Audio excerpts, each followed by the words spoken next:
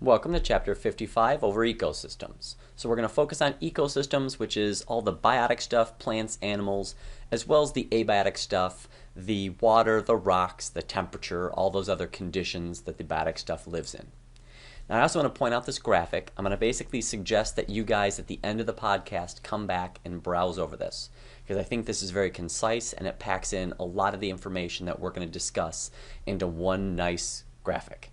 Now, I'm not going to go through all of it now because I want to do it gradually, but I think that overall it's one of the best graphics I've seen to kind of pull in the big picture. There'll be details it lacks. Now, starting off, we've got trophic structures. These are the levels of kind of what's eating what, where the energy is being transferred to. So we'll start off when we've typically got our primary producers, otherwise known as autotrophs, commonly plants on terrestrial ecosystems. In aquatic ecosystems, this would be more like algae. In some cases, even cyanobacteria. So the other name for these is primary producers. So don't freak out if you see that. It's basically the same thing as saying autotrophs. Now, there's individuals that we call consumers or heterotrophs that will eat those plants. Herbivores is the common name. We'll also call them primary consumers because they're the first guys to consume stuff. They're consuming these autotrophs. You then have your first layer of actual predators, guys that eat other animals, other consumers. And so we're going to call those guys consumers yet again, but they're just going to be called secondary because they're oftentimes eating these primary consumers. And then up at the top there, you can have several individuals that we'd call tertiary, which means ultimately they're eating the guys that eat other guys. You know, these are some of our biggest predators that we'll have. And generally speaking, you're not going to go too much higher than this. Occasionally you can have another layer or two as you get to bigger and bigger predators if it's a very energetic ecosystem.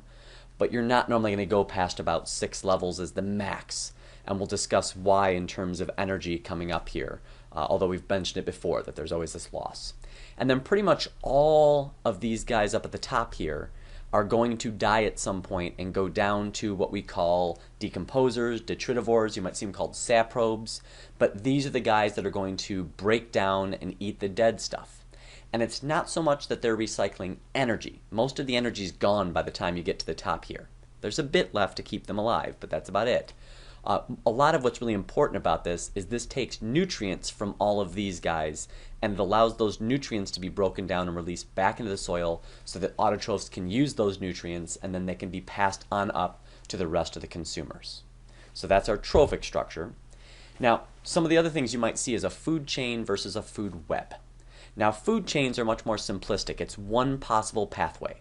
So this is a terrestrial pathway, grass, grasshopper insects, some more, I guess you'd say carnivorous insects. From there you've got like a frog, a snake, and then you've got a hawk. So this is kind of one pathway energy can take within an ecosystem. In an aquatic ecosystem, it's similar. It's just going to be this plankton, like phytoplankton, so in other words, algae, things like that, cyanobacteria, etc. These autotrophs are going to then supply these smaller consumers. So you can see it's like little shrimp, and you're going to have zooplankton that are like the little plankton that eat stuff. And then that goes to bigger consumers, to larger, etc. So this is one pathway of energy through an ecosystem that's aquatic. That's a food chain. So it's much more one-dimensional. It doesn't really explain or detail all the possibilities in an ecosystem. So it's usually not preferred unless you're trying to be very specific and say, I just want to show people one possible thing to keep it simple. With food webs, and the important thing here is the orange is telling you where energy is going. So this guy is essentially being eaten by this guy. The energy's going over to there.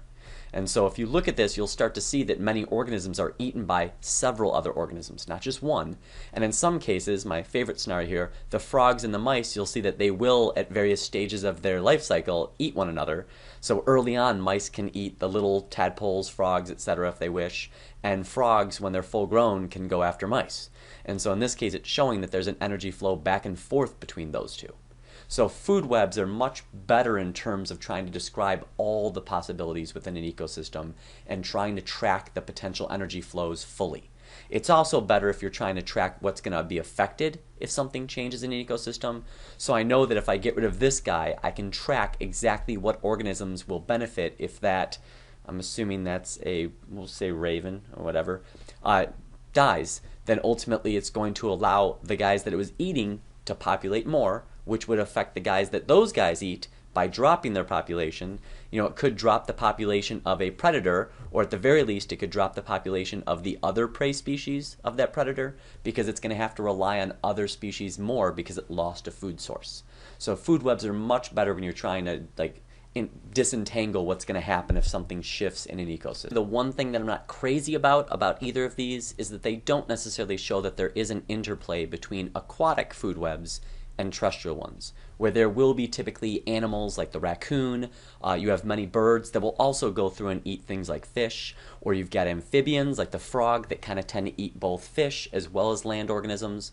So this one's showing them as being essentially separate, but in reality most of your aquatic ecosystems, especially along the shoreline, do interconnect, in many cases intricately, with terrestrial ecosystems. So that's my only issue with this particular representation. Now, with primary productivity, this is us trying to figure out how much of that energy that's available in the light is able to be captured and converted to organic chemicals. And so the rate at which this happens, the amount of organics that can be produced, is primary productivity. Now, there's several different clarifying things we have to get down with this. The first is going to be gross primary productivity, is just how much total energy were you able to capture and store as organic materials. So this is just assuming everything is stored and none of it's used. That's gross. Now, net primary productivity is going to be where we say, all right, these plants still have to live. So they still have to do cell respiration. And to do that, they're going to digest, they're going to essentially get rid of a lot of their organic chemicals, which they'll break down into CO2 and water and can be given off then as transpiration or just via the pores of the stomata where the CO2 can escape or get trapped again to make more stuff. But either way, it's not being used fully. And so what we're going to do for net is take how much stuff did we capture and how much of what we captured did we use for energy for the plant itself. That's ultimately going to be net primary productivity. I suppose I should say, or algae or cyanobacteria, whatever. And one of the other measurements we do for this is biomass. Because if you're storing these as organic chemicals, and if you don't use those, burn those organic chemicals, if you will, to provide energy, you'll then have that biomass still available. It'll still be there. We can mass it. And so if we look at the dry weight of autotrophs, we can then use that value as a rough guide to how much primary productivity there is. So it's one of the ways that we can kind of look at and measure this idea of primary productivity. If you're talking about an ideal habitat, you're going to have a much higher primary productivity because there'll be more autotrophs, there'll be better ability to capture sunlight, there might be more sunlight, period. And so you'll tend to see more biomass. So the tropical rainforest has autotrophs that seem to be everywhere, versus if you go to a desert, there's not going to be a whole lot of biomass. There's not going to be a whole lot of these primary producers around. You'll see some cacti and such, but certainly not layers of gigantic trees, etc. This is just showing a graph that lists the density of chlorophyll A, so it's kind of tracking that to get a rough sense, and I mean rough, of roughly how much productivity you have. And so you'll see this one's highest if you look at the middle parts here. So red in terms of the water, so yellows and reds, and on land it's more of the blues and greens. So you can see it's the Sahara Desert, not really good. That's at the worst end. Whereas you can see other parts like the Amazon rainforest show up as blue. That's where there's really high primary productivity.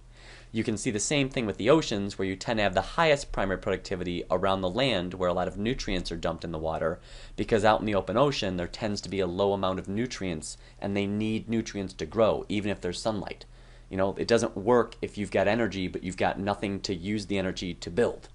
And so this is one of the ways that we can kind of look at things and try to figure out which parts are most productive. It's not perfect, but it's at least a good rough idea.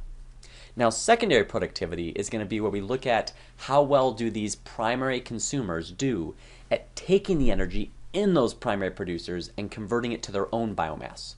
So this one is critical for determining how well you're going to have depth within your particular trophic levels, because if I have a lot of energy at the very base of the food web, food chain, whatever, food pyramid, if I have a bunch of energy there, and if I'm good at converting that energy to biomass, that means there's more food in the next level, which can then be eaten by the level above. And if everybody's good at converting this, you might be able to have 5 or 6 levels.